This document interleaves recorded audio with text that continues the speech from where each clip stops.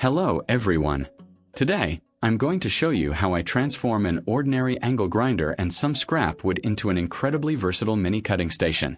This project will make those tricky cuts a breeze, and trust me, you'll wonder how you ever managed without it.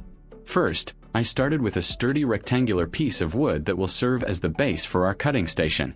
Next, I mark a position on the base where I'll attach a hinge. This hinge is going to be crucial for the pivot mechanism of our cutting arm.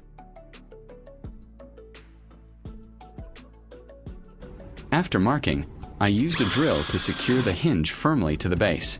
This robust connection ensures the cutting arm will be stable during operation. Now, I'm preparing a smaller piece of wood that will become the movable arm of our cutting station. I'm measuring it to make sure it's the right size.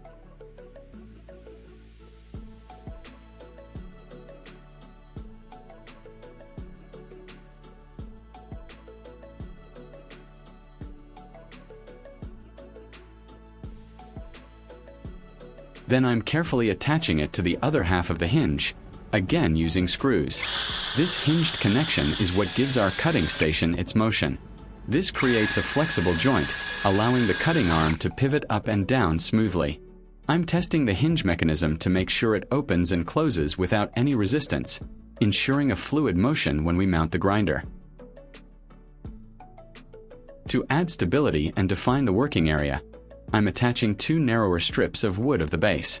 These pieces act as supports, keeping the main base elevated and preventing any wobble. This also helps in accurately positioning the material we're going to cut. Leave a comment and let me know which country you are watching from. It's great that we can connect and chat from all over the world. I use an electric drill and screws to secure these two small wooden bars to the base of the cutting station.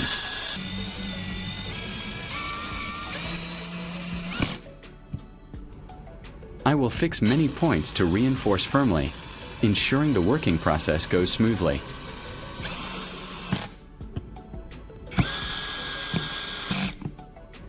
The more stable the base, the more accurate and safe your cuts will be.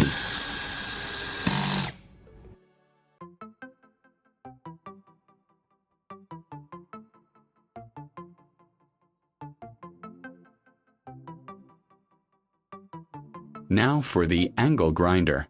I'm going to attach it to the pivoting wooden arm.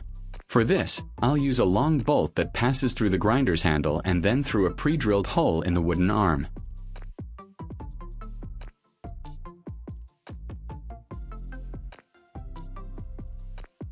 I used a marker to identify the precise point on the grinder's casing for our attachment.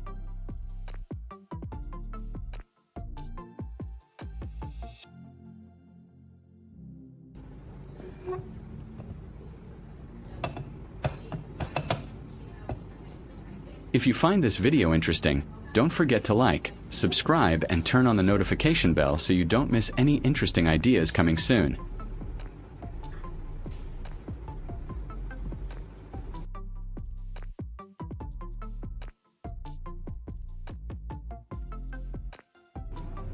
Then, I drilled a corresponding hole through the hinged wooden piece.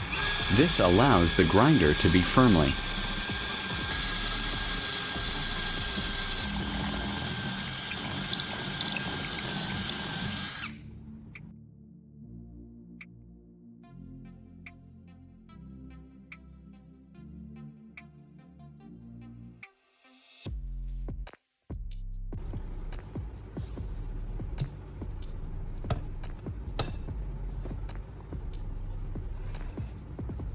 I've carefully attached the angle grinder to the wooden arm using a bolt. It's crucial that this connection is very tight to prevent any movement or vibrations during operation, which could compromise the precision of our cuts. This setup allows the grinder to pivot with the wooden arm.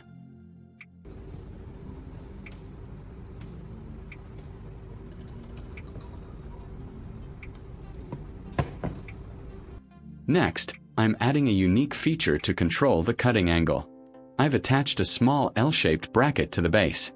This bracket will act as a support for the hinged arm, limiting its downward movement and ensuring consistent cutting. This clever mechanism keeps the blade retracted when not actively cutting.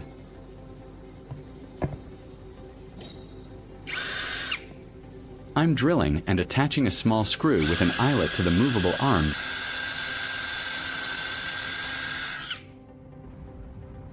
This is where a spring will connect, helping to lift the cutting arm when not in use. It also works as a stop for the upward motion, ensuring the grinder is always at a ready position.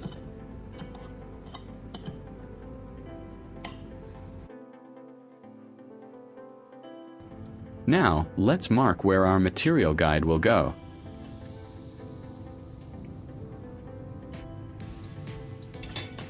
To ensure our cuts are straight and consistent, I'm installing a small wooden guide piece on the base. This guide will provide a stable edge for the material we are cutting.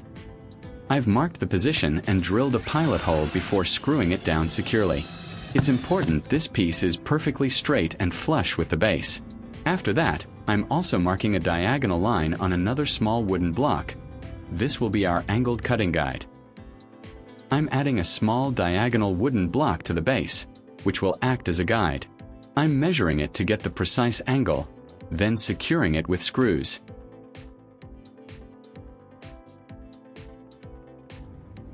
This guide is crucial for making consistent and accurate angled cuts later on. I've connected a spring between the eyelet on the cutting arm and the metal bracket on the base. This spring provides constant tension, pulling the grinder back up when I release it, ensuring safety and ease of use. The final touch to this mini cutting station is installing a circular saw blade. This immediately transforms our tool, making it perfect for cutting wood, plastic, or even thin metal sheets. I'm using the wrench to securely fasten the saw blade. This DIY cutting station is now complete and ready for action. Just look at this compact and efficient design. This transformation turns our grinder into a precise mini chop saw, perfect for the small tasks we have in mind.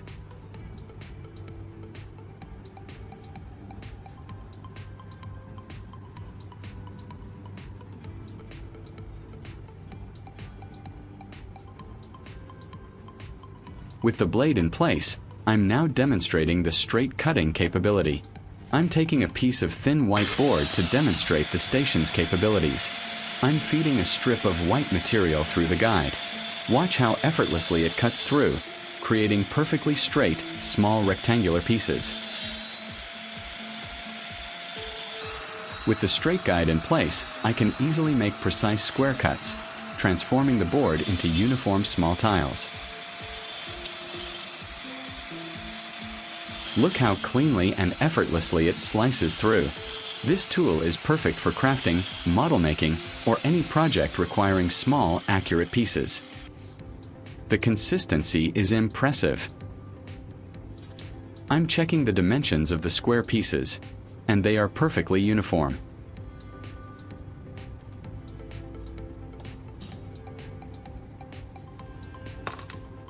Now, let's try some angled cuts.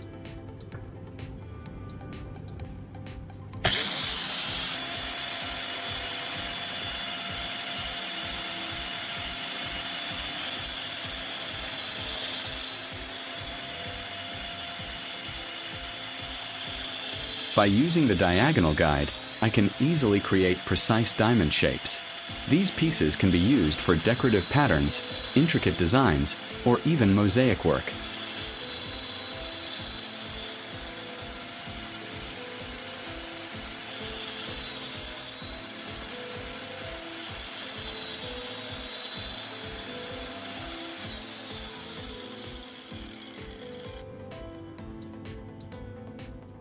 With the angled guide I installed earlier, I can cut the material at a perfect 45-degree angle.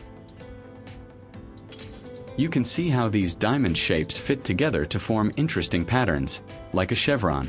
The possibilities with this mini cutting station are endless.